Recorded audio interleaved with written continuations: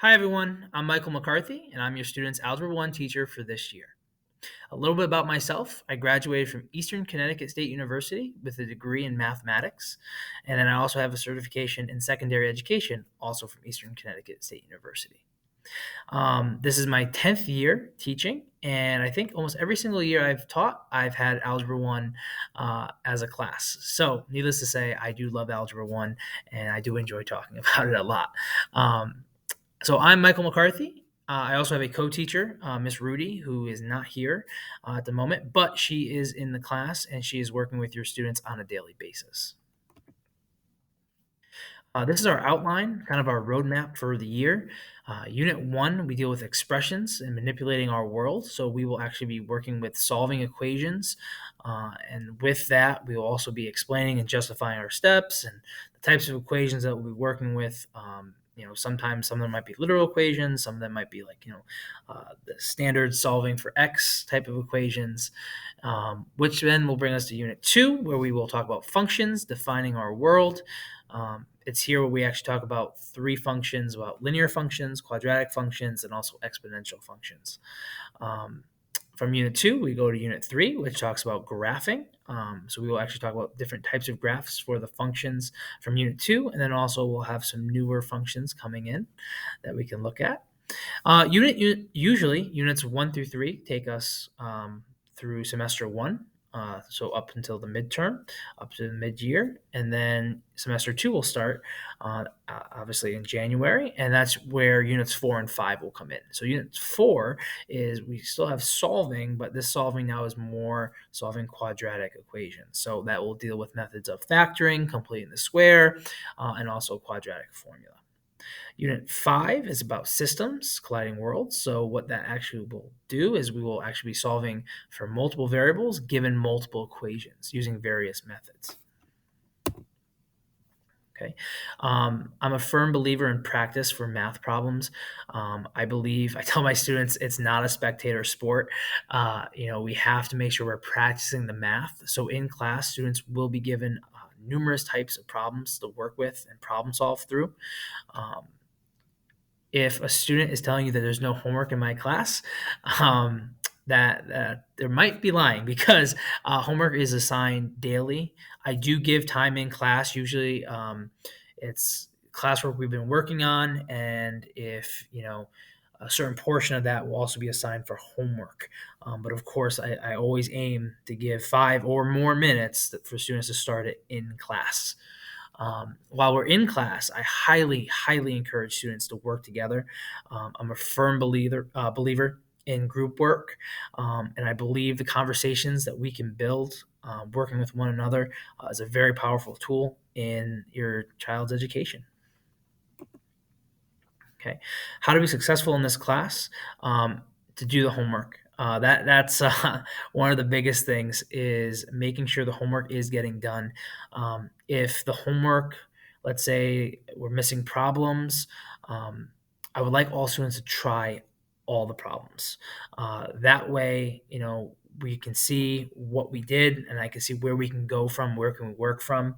Um, if it's wrong, that is totally okay. It's really a learning opportunity for your child.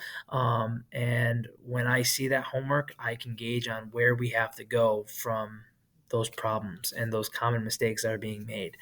All right. Also, make sure students are coming prepared and ready to learn every class. I know mathematics, some people may have a great past with mathematics. Some people may not have enjoyed mathematics a lot in their past. What I ask is for students to come in with an open mind. In class, I will change up the lessons. It will not always just be me giving notes to the students. We will be doing activities, some explorations in class. So I ask that all students please come with an open mind to my Algebra 1 course.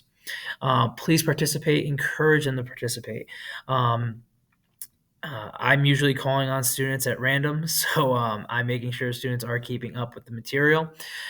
Please also encourage them to ask questions. That is the biggest help right there. Is if you're not understanding something, please ask for help.